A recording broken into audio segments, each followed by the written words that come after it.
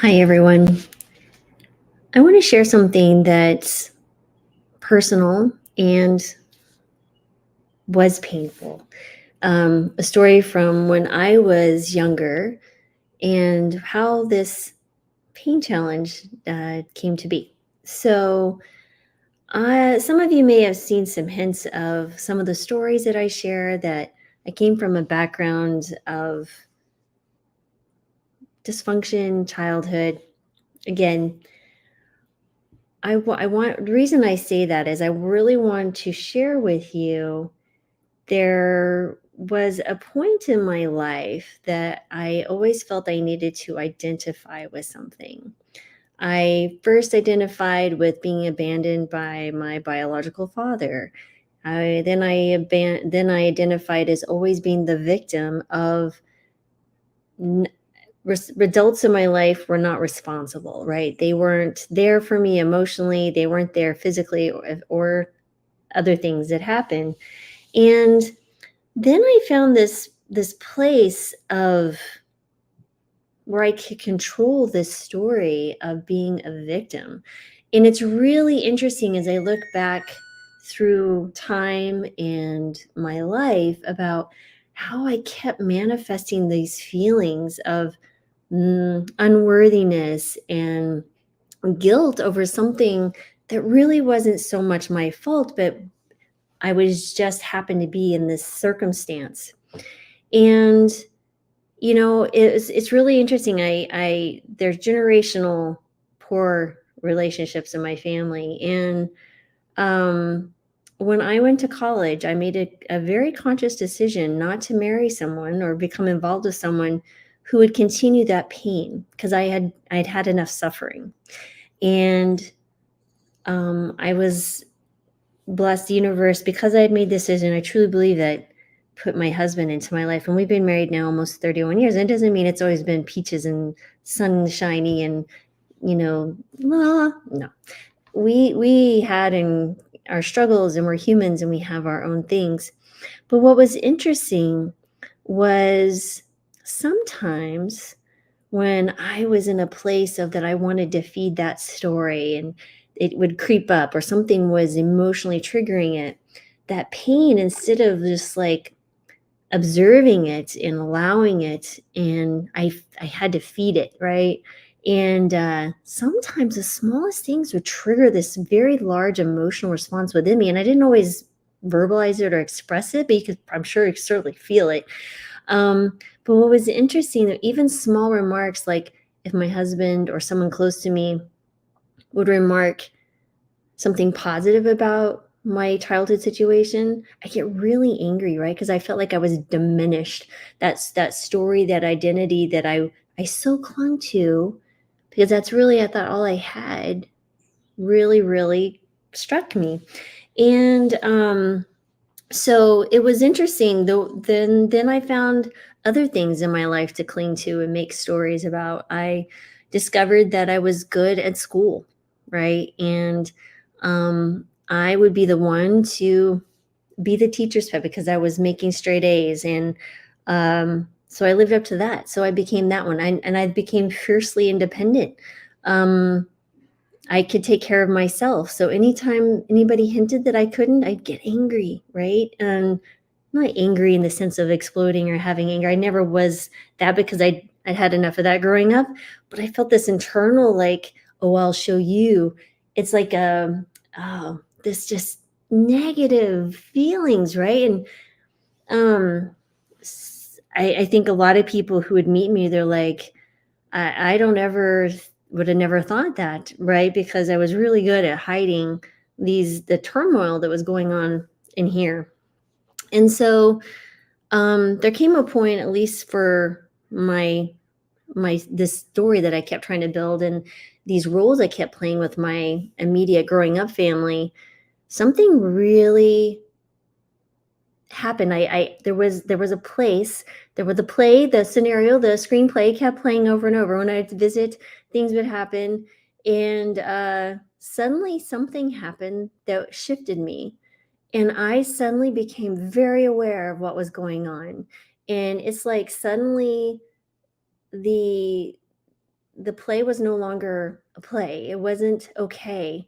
And I felt such peace when I realized I observed what was going on for what it really was. It was like the greatest amount of peace in the midst of a very tumultuous moment took over me. And I had never experienced that. And this was several years ago. And the interesting thing was, it took me a while um, to really appreciate what was occurring. But at that moment, I have been peaceful about the first 4 decades of my life.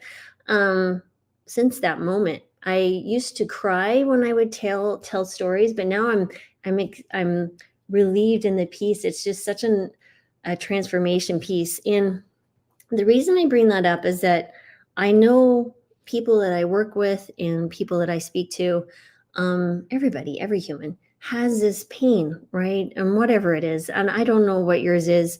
I just know what mine was. And so I kind of think of it as like, right, there's a kind of like a knot. And I'll get to the challenge in a minute.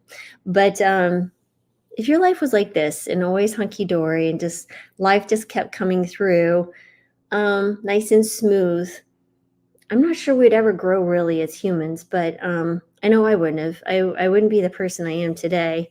I wouldn't have found the being within that I needed to find that was always there. The past has nothing to me now. It is, for me, the past is just memories, because all I have is this current moment. But I wanted to highlight this maybe in more illustrative form is, now imagine if suddenly something happened and life got a little more difficult and you started having some knots a point, kind of appearing. Yeah, that gets a little, now you can't just kind of cruise through that. The knot causes trouble, right? And sometimes you can jump over the knot and try to be around it, but the knot continues to show up in just some random places, right? This emotion, this trigger, things that just doesn't make sense, right? Like you may go back and go, why did that send me off so much? And you're just like, you're trying to understand. And it's just all these little knots, little things that have happened in your life. And they just keep getting reinforced because you just keep feeding them. And the knot just keeps getting, like, it just won't go away, right? The pain, the anxiety, the worry, the guilt that I'm not good enough, I'm never happy, I'm the victim, I will continue to struggle. I don't know what your knot's telling you. But I know what that knot for me was telling me. It was telling me I wasn't good enough, right? It was telling me that life is just the way it is, Lori. Um, this is your lot in life. There are others who have lovely families and are wanted, and well, you're just not going to be wanted. And I thought, man, I'm a nice person, why can't I have that, right? So that's what my knot was telling me, and I continued to feed it every time I thought these thoughts, right? I was stoking the fire, so to speak, right? Because same thing we do with anything in our lives. And so, I mean, as you can see, my knot was big. Sometimes people's knots are really big, sometimes they're small little knots. But when you're trying to cruise through life and then suddenly something goes, oop, there's the knot again. Well, let's reinforce the knot, right? Until something happens that you become aware that the knot is an emotion, it's a thought, it's a set of stories that aren't anything but energy being fed by you or me, myself, until one time something happens and you decide, you know what? I'm done with this knot and I'm just going to cut through that knot. Now, it might be a little hard sometimes, and that knot sometimes will try to hang on, but you can cut through the knot. You can cut through the pain, the anxiety, the stress, and then the little knots get a lot easier. And you sometimes will laugh at yourself at some of the things you do, and then guess what? You're good again. And then when something happens and it tries to form a new knot, you're like, hold up, I see you're trying to form a knot. I'm going to let's not do that. Let's observe this. I appreciate that. So This is the beginning, this little knot. This is yarn, by the way, that I'm making a baby blanket for someone who's very dear to me. But I wanted to show you that the knot is all it is, and at the end, you can release the knot. Thank it for being in your life and allowing you to grow, and you transmute that pain into something so much more powerful and presence. So, what is my pain cutting through the pain challenge? Well, I don't want it to be hard, but things that, of course, I talk about plant based diets, and I thought, people really struggle sometimes. Sometimes we're so caught up in food, feeding emotions and feeding stresses that people really struggle with the food. So I thought, you know what? Let's call this a cutting through for my challenge here, but also think of it as like food. I cut through, pun intended. Ha ha. I know it's not funny, but anyway, um, what I'd like to do is encourage everyone to take one meal a day. This is a challenge.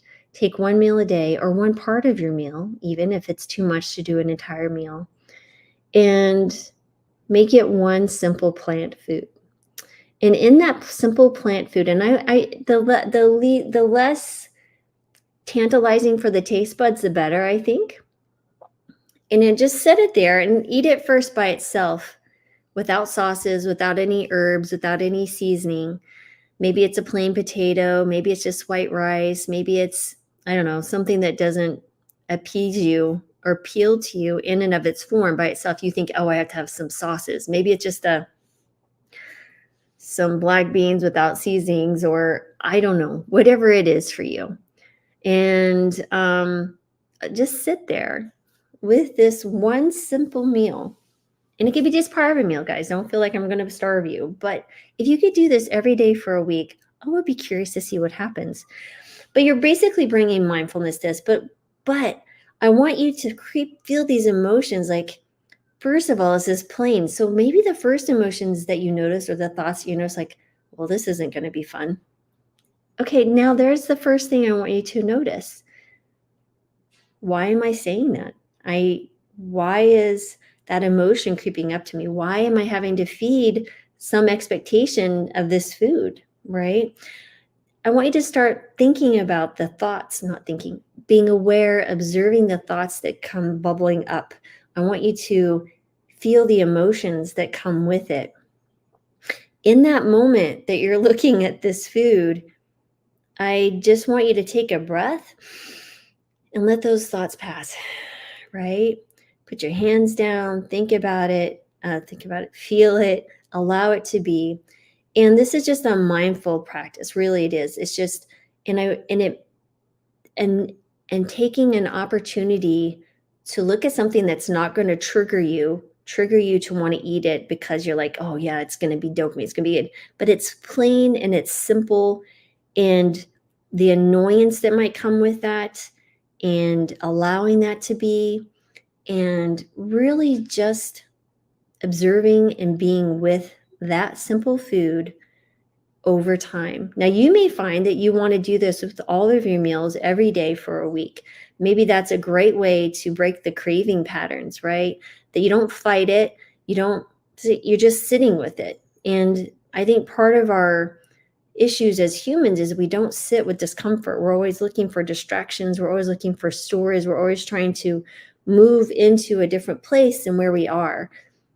The point is, we're here in this moment right now. And once we accept the realities of this moment, and the realities, and I'm not meaning by your judgment or perspective of the realities, it's just this, in this moment, I'm sitting here talking to you.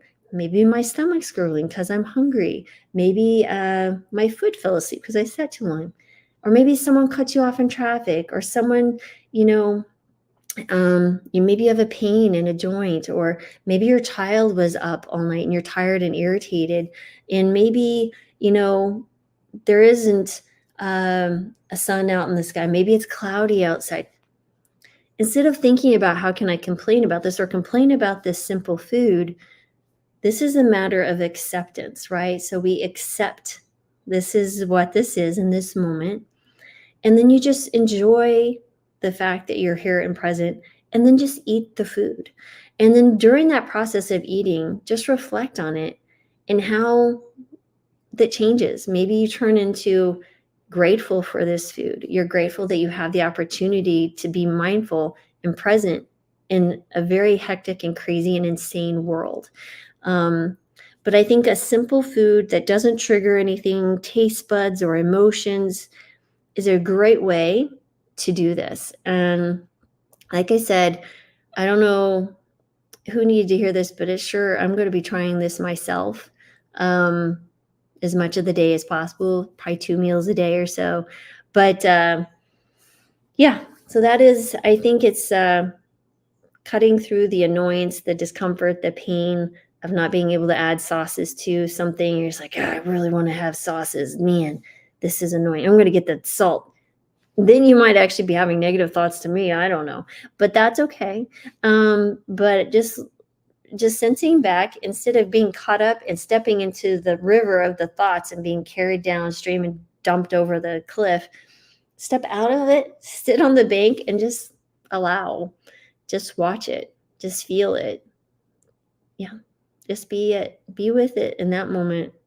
And I promise it will pass. This too shall pass. As I always say, the only thing we can count on is change. It is constant in our lives. This moment will change. Moment, it'll just continue to change. So I don't know if that will resonate with you. I hope it works, but you guys have a great day. And thank you as always for being present with me and listening to the thing that came out of my mindful walk today was the pain challenge with this simple food. So give it a shot. Tell me what you think. And you guys have, as always, I want to give to you for giving time to me is gratitude. And I want to say, give you blessings of joy, peace, and love. And yeah, I hope this helps. So have a good one, everyone.